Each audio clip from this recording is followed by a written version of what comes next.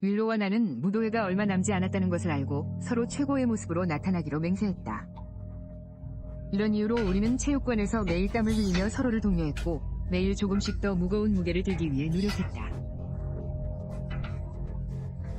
그것은 우리에게 루틴이 되었고 체육관에서의 소녀들만의 시간은 근육을 단련하는 것만큼이나 하루의 소문을 나누는 시간이기도 했다.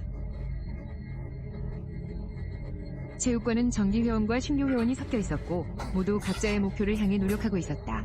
그중 벤이라는 남자가 있었는데 그는 우리만큼이나 자주 그곳에 있는 것 같았다. 그는 키가 크고 헝클어진 머리에 어색한 태도를 지니고 있었다. 가끔씩 운동 중에 그가 나를 바라보고 있는 것을 느꼈다. 하지만 내가 고개를 들면 그는 재빨리 시선을 돌렸다. 나는 그것을 대수롭지 않게 여겼다. 체육관은 서로를 슬쩍 훔쳐보는 사람들이 가득하지 않은가?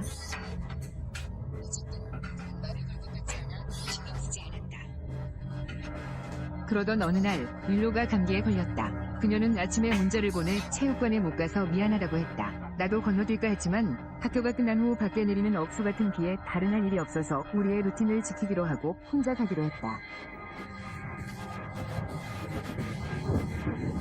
체육관에 도착했을 때 그곳은 죽은 듯이 조용했다.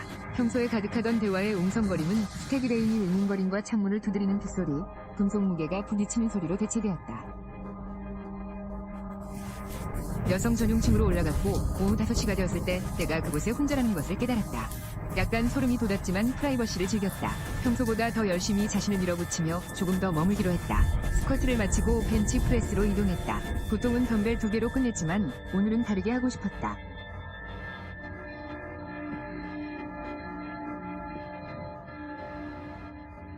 다르게 나는 의미를 부여하고 싶어서 발을 사용하기로 했다. 예상대로 가벼운 무게로 시작해 점차 늘려나갔다. 폼과 호흡에 집중하며 몰입하고 있을 때 누군가 내 발치에 서 있는 것을 느꼈다. 심장이 멎을 뻔하며 고개를 들어보니 벤이 벤치 근처에 어색하게 서 있었다. 그는 여전히 그 어색한 미소를 짓고 있었다. 잠시 무시할까 생각했지만 그는 날씨 같은 것에 대해 작은 대화를 시작하더니 무게를 도와줄 수 있는지 물었다. 체육관에서 사람들이 스팟을 해주는 것은 흔한 일이어서 크게 생각하지 않았다. 그는 아마도 예의상 그러는 거라 생각하고 고개를 끄덕이며 내가 바벨을 잡는 동안 머리 뒤에 서게 했다. 도움이 필요해? 그가 놀랍도록 안정된 목소리로 물었다. 그래, 나는 최대한 캐주얼하게 대답하려 했다. 벤은 바에 손을 올리고 렉에서 들어올리는 것을 도와주었다. 처음에는 괜찮았다. 그는 매우 회 반복 후에 조금씩 무게를 추가하며 내가 익숙한 것보다 조금 더 밀어붙였지만 아직은 극단적이지 않았다. 팔에 타는 듯한 느낌이 들었고 좋은 운동을 했다는 보람 있는 통증이었다. 그러다 무게가 더 무거워졌다. 바벨은 내가 들어본 것 중 가장 무거운 것처럼 느껴졌고 근육은 저항했다. 너는 해낼 수 있어. 스스로에게 말하며 한 번만 더 하기로 했지만 발을 내렸을 때 팔이 더 이상 그것을 밀어올리지 못했다. 그만할래. 나는 말했다. 벤이 바벨을 내게 올리는 것을 도와줄 것이라 완전히 기대하며. 하지만 그는 더 무게를 추가했고 이제 그의 얼굴은 읽을 수 없었다. 걱정해. 내가 도와줄게. 그는 바에 손을 올린 채 말했다. 같이 들어보자. 내리의 경고음이 울렸고 정말 멈춰야 했지만 약해 보이고 싶지 않았다. 그래서 그의 안내에 따라 다시 한번 들어올렸다. 팔은 떨리고 호흡은 가빠졌을 때 그가 말했다. 그래서 빈이 나랑 데이트할래? 그가 중얼거리며 이상한 강렬함을 띄었다. 나는 얼어붙었고 심장은 이제 다른 이유로 쿵쾅거렸다. 뭐? 아니. 나는 간신히 말했고 목소리는 떨렸다. 바벨을 내게 다시 올리고 이곳을 떠나고 싶었다. 그 순간 벤은 바벨을 놓아버렸다. 즉각적인 지원의 부재는 끔찍했다. 무게는 내 쪽으로 곤두박질 쳤고 목을 부수지 않기 위해 모든 힘을 끌어모아야 했다. 팔은 비명을 지르고 공포에 휩싸여 혼자서는 할 수 없다는 것을 깨달았다. 벤이 바벨을 잡고 렉에 올렸다. 나는 그에게 소리쳤다. 무슨 생각이야? 미쳤어? 그는 내 뼛속까지 스며드는 웃음소리를 냈다. 진정해, 빈이. 그냥 장난이었어. 그는 계속 미소를 지으며 대답했다. 널 다치게 할 생각은 전혀 없었어. 나는 내 길을 의심했다. 내 몸은 운동 때문만이 아니라 두려움으로 떨리고 있었다. 이건 농담이 아니었다. 이건 완전히 다른 무언가였다. 나는 한마디도 하지 않고 재빨리 짐을 챙겨 체육관을 뛰쳐나왔다. 박예빈은 이제 뜨거운 공포 대신 반가운 찬물 샤워였다. 집에 도착했을 때도 여전히 떨고 있었다. 윌로에게 모든 것을 털어놓았고 그녀는 즉시 벤을 신고하길 원했지만 나는 두려웠다. 그가 나를 따라와 어떤 미친 스토커로 변하면 어쩌지? 나는 떨리는 목소리로 말했다. 밖의 빗줄기는 이제 반가운 냉수 샤워처럼 느껴졌다. 나를 집어삼킨 공포의 열기에 비하면 말이다. 심장이 아직도 쿵쾅거렸다. 집에 도착했을 때도 내 몸은 여전히 떨리고 있었다. 율로에게 모든 것을 털어놓았고 그녀는 즉시 벤을 신고하자고 했다. 하지만 나는 두려웠다. 그가 나를 따라와 미친 스토커가 되면 어쩌지? 나는 떨리는 목소리로 말했다. 그럴 위험을 감수할 수 없어. 그러니 그냥 잊어버리자고 그녀에게 애원했다. 둘 다 알았다. 이제부터는 체육관은 나에게 금지된 곳인 것을. 그날 이후로 나는 다시는 체육관에 가지 않았다. 벤과 그의 끔찍한 장난의 기억은 여전히 나를 괴롭혔다. 내가 안전하다는 것에 감사하지만 그 밤에 느꼈던 공포를 절대 잊을 수 없을 것이다.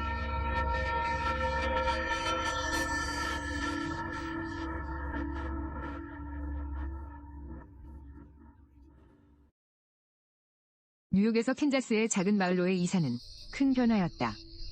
속도는 느려졌고 밤은 조용했으며 모든 것이 텅 빈 느낌이었다. 하지만 나는 변화를 원했고 새로운 직장과 새로운 시작이 필요했다. 하지만 포기할 수 없는 한 가지는 나의 체육관 루틴이었다. 나는 체육관관이며 운동을 매우 진지하게 생각한다. 그러니 당연히 좋은 체육관을 찾는 것이 최우선 과제였다. 나는 기대에 부합하는 곳을 찾았다. 필수 시설이 모두 갖춰진 소박한 장소였다. 화려하지는 않았지만 필요한 장비가 있었고 사람이 붐비지도 않았다. 보통은 오후 6시에 체육관에 가곤 했지만 어느 날 밤일에 늦게까지 붙잡혀서 오후 11시가 되어서야 도착했다. 그곳은 거의 텅 비어 있었다. 마치 마을 전체처럼 오직 한 사람만이 있었다. 나이가 50대쯤 아니 더 많을지도 모르는 남자였다. 그는 근육질이었다.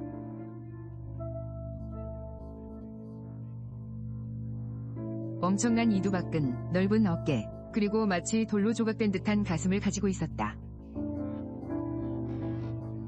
머리는 회색이었고 수염도 그에 맞게 있었다. 하지만 내 시선을 사로잡은 것은 그의 체격만이 아니었다. 수십 년의 헌신에서만 나올 수 있는 자신감과 여유로움으로 움직이는 그의 모습이었다. 나는 쳐다보지 않으려 했지만 그는 내가 훔쳐보는 것을 눈치챘다. 거기서 뭘 보고 있나, 젊은이? 와서 노인네 좀 도와주게. 나는 잠시 망설였지만 다가갔다. 그에게는 뭔가 있었다. 손가락으로 정확히 짚을 수 없는 옛날식 매력과 묘한 강렬함이 섞여 있었다.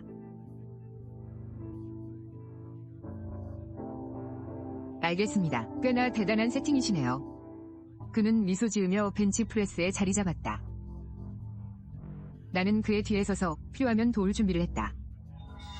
오랫동안 이걸 해왔지. 대회, 엄격한 식단. 하지만 스테로이드는 안 써. 자연스럽게 해야 오래 살 수 있어. 그의 목소리에는 진실함이 담겨 있어 그의 말을 모두 믿게 되었다. 그는 안정적이고 통제된 움직임으로 바벨을 밀어 올렸고 나는 그를 스팟해 주었다. 몇 번의 반복 후에 그는 무게를 내게 올리고 일어나 이마에 땀을 닦았다. 좋은 미소를 가졌구나, 젊은이. 내 축복을 받게. 내일은 너에게 좋은 날이 될 거야. 무슨 말을 해야 할지 몰라서 그냥 감사하다고 말하고 내 운동을 마쳤다.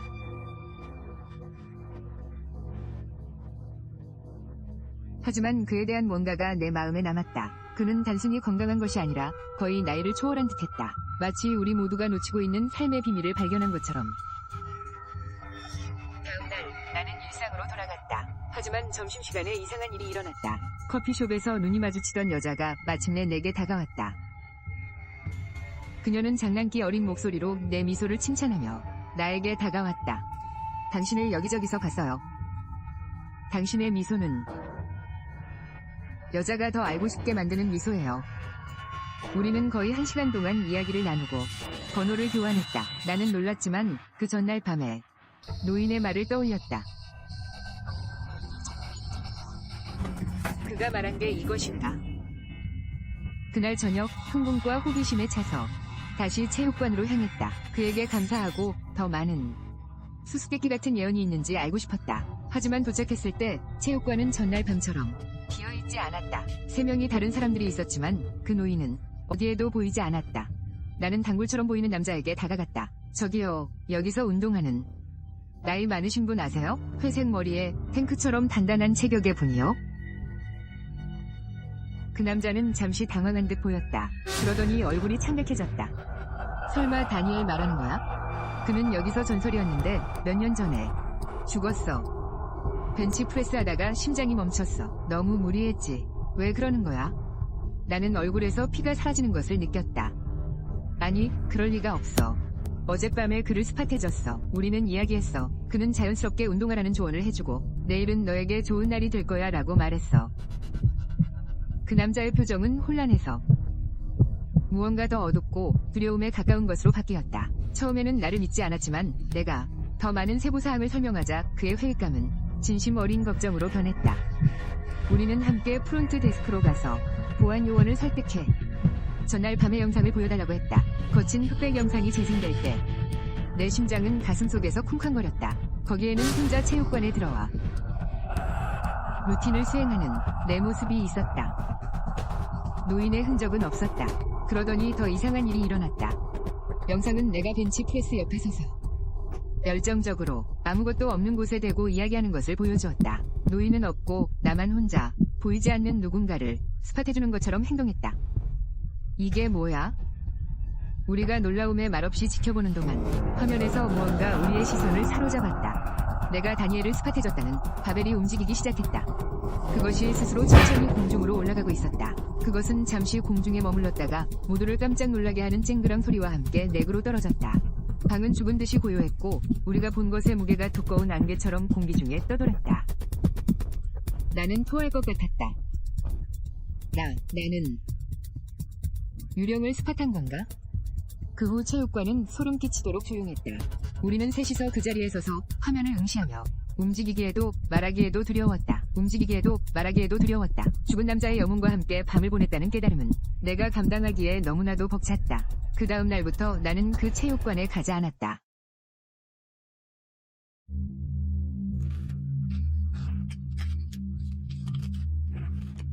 (2월은) 내가 가장 두려워하던 달이었다. 추위, 외로움, 그리고 어디에나 있는 사랑의 끊임없는 산기. 세상이 내 상처에 소금을 뿌리며 무자비하게 비웃는 것처럼 느껴졌다. 하지만 그 2월은 달랐다. 나는 인생의 대부분을 모든 농담의 대상, 모든 놀림의 표적으로 살아왔다. 동글동글 짐이 아무도 진지하게 받아들이지 않는 뚱뚱한 공. 하지만 그것이 나를 정말로 상처 주지는 않았다. 왜냐하면 내게는 스테이시가 있었기 때문이다. 그녀는 나의 가장 친한 친구이자 내가 비밀리에 사랑하는 소녀였다. 친절하고 섬세하며 아름다운 스테이시는 요정 같았다. 그녀는 모두를 특별하게 만드는 방법을 알고 있었다. 그리고 다른 사람들과 달리 그녀는 내 안의 인간을 보았다. 그래서 그 발렌타인데이에 나는 마침내 내 감정을 그녀에게 고백할 용기를 냈다. 너는 나에게 친절하기만 했어, 스테이시. 나는 속삭였다. 나는 너를 너무 사랑해서 더 이상 친구로만 있을 수 없어. 잠시 동안 그녀는 나를 바라보며 눈이 놀라서 커졌고 나는 숨을 죽이고 그녀의 수줍은 대답을 기다렸다. 그러나 그녀의 얼굴은 역겨움으로 일그러졌다. 지미. 미안해. 하지만 나는 너를 그런 식으로 보지 않아. 지미. 미안해. 하지만 나는 너를 그렇게 보지 않아. 너는 좋은 사람이지만 우리는 그럴 수 없어. 그녀의 말은 내 복부를 강타하는 펀치 같았고 그녀는 계속해서 칼을 더 깊이 찔렀다. 더 깊이. 솔직히 말해서 지미, 우리가 더 가까워질 수 있다고 생각한 적 없었어. 내 말은 너를 봐봐. 그리고 나를 봐봐. 그냥 어울리지 않아. 그것은 깊은 상처였고 그 어떤 괴롭힘보다도 아팠다. 나는 모든 것을 오해했다. 스테이시는 동정적이었다. 그 순간 나는 더 이상 참을 수 없다고 결심했다. 다음 날 나는 체육관에 등록했다. 내 트레이너 마크 포터는 남성성의 캐리커처 같았다. 넓은 가슴, 부풀어 오른 팔, 그런데 이상하게도 가는 다리. 그는 마치 왜곡된 조니 브라보 같았다.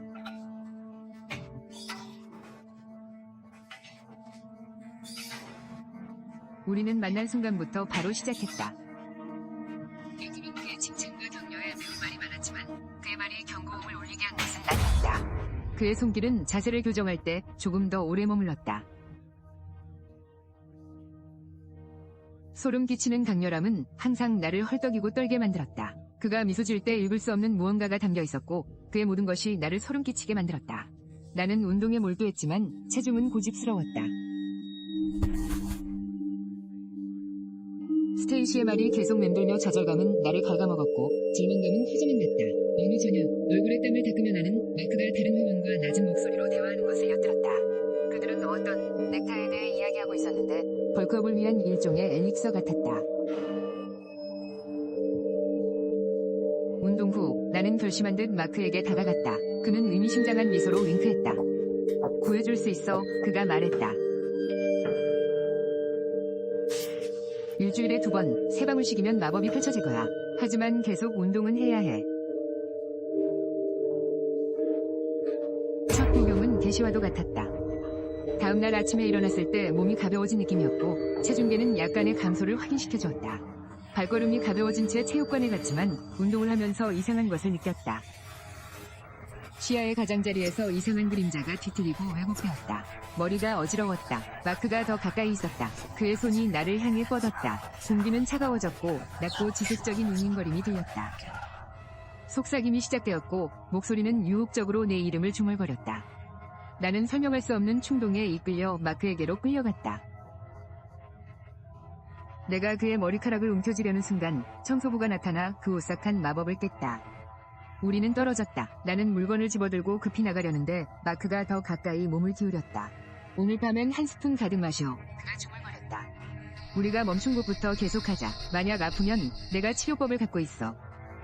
본능이 반대하고 있었지만 나는 고개를 끄덕였다.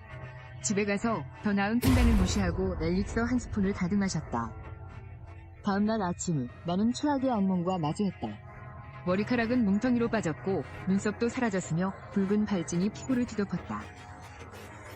복부의 극심한 통증은 나를 이틀 동안 먹지도 자지도 못하게 했고 결국 의사를 찾아갈 수밖에 없었다.